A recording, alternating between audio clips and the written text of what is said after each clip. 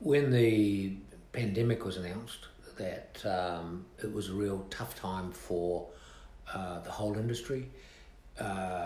Nobody knew what was going on. Everybody was closed. The roads were deathly quiet, eeringly strange.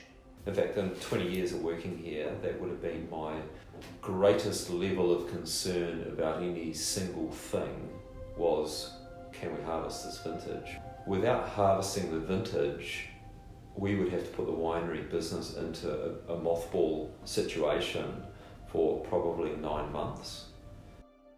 We were sweating like that day that wine growers went to meet with the minister to see if we were going to be an essential service or not. Boy, it would have been a horrible state of affairs if we didn't get that exemption. If we weren't allowed to operate, like we actually had to stay at home, I think every small winery would no longer be here. Yeah, I don't know where we would be.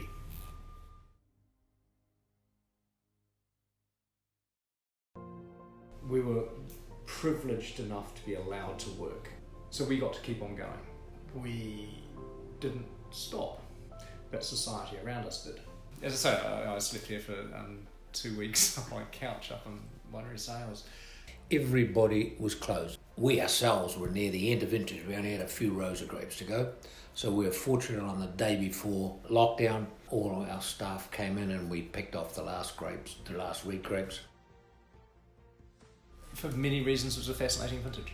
There was no distraction from the outside. We could just do what we were doing. At the beginning, it is like kids on camp, but it was almost military-like in the way that we adjusted to what we're doing. It was good.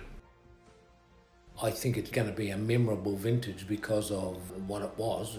I think that's going to go down in history as a pandemic vintage. It affected local sales, obviously, because on-premise stopped completely. Off-premise was only going through really supermarkets, so there wasn't a lot of sales opportunity there, but where we did pick up was online ourselves. During the lockdown, the online sales gave us a good idea of how loyal people are. That was the saving grace of wine sales during lockdown.